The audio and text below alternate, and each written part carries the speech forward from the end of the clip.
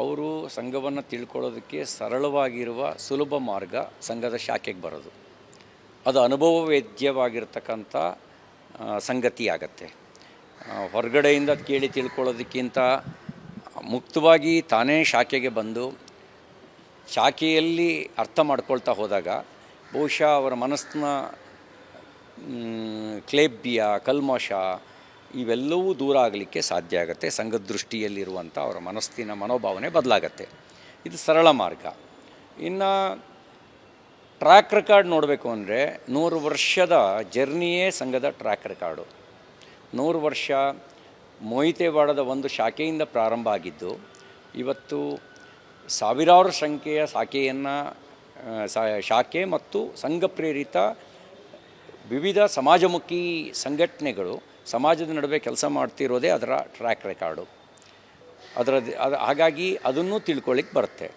ಇನ್ನು ಗೃಹ ಸಚಿವರಾಗಿ ಅವರು ಪತ್ರ ಬರೆದಿದ್ದರೆ ಗೃಹ ಸಚಿವರಿಗೆ ಅವರ ಹತ್ರ ಇಲಾಖೆ ಇದೆ.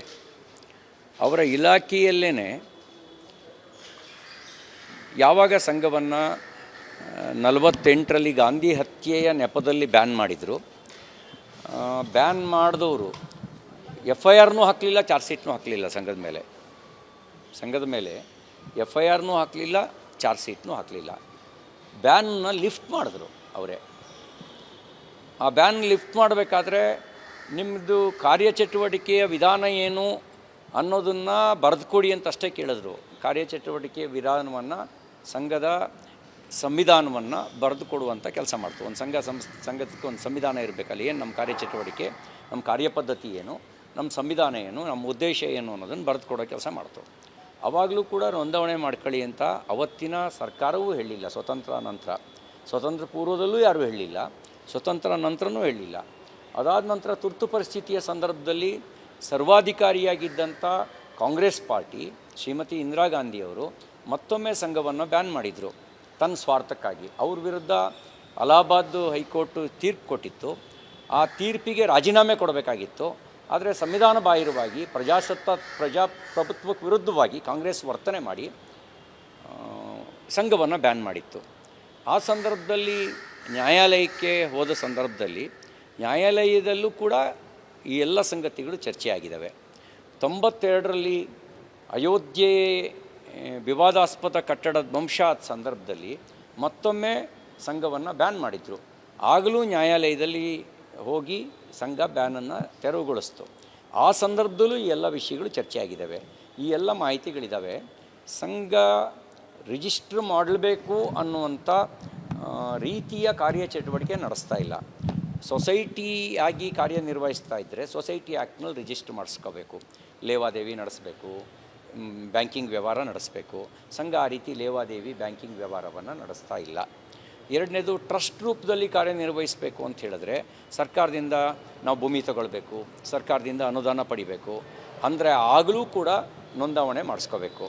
ಸಂಘ ಆ ರೀತಿ ಯಾವುದೇ ರೀತಿಯ ಚಟುವಟಿಕೆಯನ್ನು ಕೂಡ ಮಾಡ್ತಾ ಇಲ್ಲ. ಮೂರನೇದಾಗಿ ಕಂಪನಿ ನಡೆಸ್ತಾ ಇದೆಯಾ ಅಂದರೆ ಕಂಪನಿಯನ್ನು ಕೂಡ ನಡೆಸ್ತಾ ಇಲ್ಲ. ಪೊಲಿಟಿಕಲ್ ಪಾರ್ಟಿನ ಅಂದರೆ ಪೊಲಿಟಿಕಲ್ ಪಾರ್ಟಿನೂ ಅಲ್ಲ. ಕೇವಲ ವ್ಯಕ್ತಿಗೆ ಸಂಸ್ಕಾರ ಕೊಡುವ ಕೆಲಸವನ್ನು, ದೇಶಭಕ್ತಿಯ ಸಂಸ್ಕಾರ ಕೊಡೋ ಕೆಲಸವನ್ನು ಸಾಂಪ್ರದಾಯಿಕ ಶೈಲಿಯ ಮೂಲಕ ಮಾಡುತ್ತೆ. ಆಟ ಆಡಿಸುತ್ತೆ, ಪ್ರಾರ್ಥನೆ ಹೇಳಿಸುತ್ತೆ, ಹಾಡನ್ನು ಹೇಳ್ಕೊಡುತ್ತೆ, ವಚನಗಳನ್ನು ಹೇಳ್ಕೊಡುತ್ತೆ, ಅಮೃತ ವಚನಗಳನ್ನು ಕಲಿಸ್ಕೊಡುತ್ತೆ, ಶ್ಲೋಕಗಳನ್ನು ಕಲಿಸ್ಕೊಡುತ್ತೆ. ಶ್ಲೋಕ ಕಲಿಸೋದಕ್ಕೆ ಶಾಖೆಗಳಲ್ಲಿ ಅದಕ್ಕೆ ರಿಜಿಸ್ಟ್ರ್ ಮಾಡಿಸ್ಬೇಕು ಅಂತ ಸಂವಿಧಾನ ಎಲ್ಲೂ ಹೇಳಿಲ್ಲ. ಈ ರೀತಿ ಕಬಡ್ಡಿ ಆಡಿಸುತ್ತೆ. ಕಬಡ್ಡಿ ಆಡಿಸೋದಕ್ಕೆ ನೀವು ಕಬಡ್ಡಿ ಆಡೋರೆಲ್ಲ ರಿಜಿಸ್ಟ್ರ್ ಮಾಡ್ಕೊಂಡು ಬರಬೇಕು ಅಂತ ಯಾವುದನ್ನು ಕೂಡ ಇವತ್ತಿನವರೆಗೂ ಹೇಳಿಲ್ಲ. ಈ ರೀತಿ ಸಾಂಪ್ರದಾಯಿಕ ಆಟಗಳ ಮೂಲಕ ಶಿಕ್ಷಣ ಕೊಡೋ ಕೆಲಸ ಮಾಡುತ್ತೆ. ಹಾಗಾಗಿ ಈ ರೀತಿಯಲ್ಲಿ ಸಂಘ ಸಂವಿಧಾನಾತ್ಮಕವಾಗಿ ಇರುವಂಥ ಅವಕಾಶಗಳ ಅಡಿಯಲ್ಲೇ ನೋಂದಣಿ ಮಾಡಿಸ್ಕೊಳ್ಳದೆ ಕಾರ್ಯನಿರ್ವಹಿಸ್ತಾ ಇದೆ. ಇನ್ನು ಅದು ಹೇಗೆ ಕಾರ್ಯನಿರ್ವಹಿಸ್ತಾ ಇದೆ ಅನ್ನೋದಕ್ಕೆ 100 ವರ್ಷದ ಚಟುವಟಿಕೆಯೇ ಸಾಕ್ಷಿ. ಸಂಘ ಪ್ರೇರಿತವಾಗಿರ್ತಕ್ಕಂಥ ಹಲವಾರು ಸಂಘಟನೆಗಳಿದ್ದಾವೆ. ಆ ಸಂಘಟನೆಗಳು ನೋಂದಣಿ ಮಾಡಿಸಿ ಕಾರ್ಯನಿರ್ವಹಿಸ್ತಾ ಇದ್ದಾವೆ. BMS ಇದೆ, ನೋಂದಣಿ ಮಾಡಿಸಿದೆ. ವಿದ್ಯಾರ್ಥಿ ಪರಿಷತ್ ಇದೆ, ನೋಂದಣಿ ಮಾಡಿಸಿದೆ. ವಿದ್ಯಾಭಾರತಿ ಇದೆ, ನೋಂದಣಿ ಮಾಡಿಸಿದೆ. ರಾಷ್ಟ್ರೋತ್ಥಾನ ಇದೆ, ನೋಂದಣಿ ಮಾಡಿಸಿದೆ. ಹೀಗೆ 108 ಸಂಘಟನೆಗಳು ಸಮಾಜದ ನಡುವೆ ಕೆಲಸ ಮಾಡ್ತಾ ಇದ್ದಾವೆ. ಅವೆಲ್ಲವೂ ನೋಂದಣಿ ಮಾಡಿಸಿದ್ದಾವೆ. ಸರ್, ಕೇವಲ ಆಟ ಆಡಿಸೋದಾಗಿದ್ದರೆ ಪ್ರಿಯಾಂಕ್ ಖರ್ಗೆ ಅವರು ಪತ್ರ ಬರೀತಿರಲಿಲ್ಲ.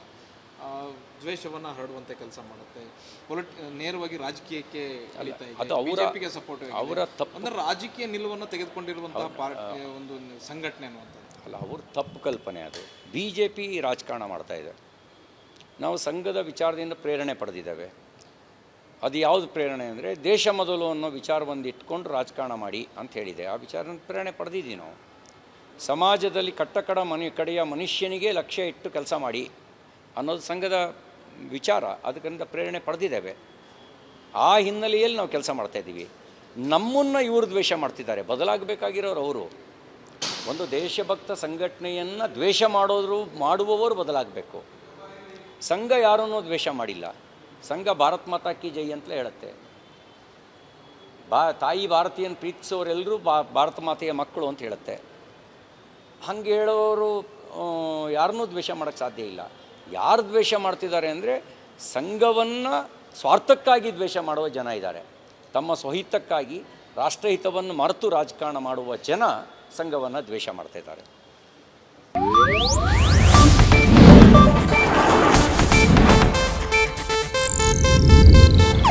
ಇದು ಏಷ್ಯಾನೆಟ್ ನ್ಯೂಸ್ ನೆಟ್ವರ್ಕ್ ಪ್ರಸ್ತುತಿ.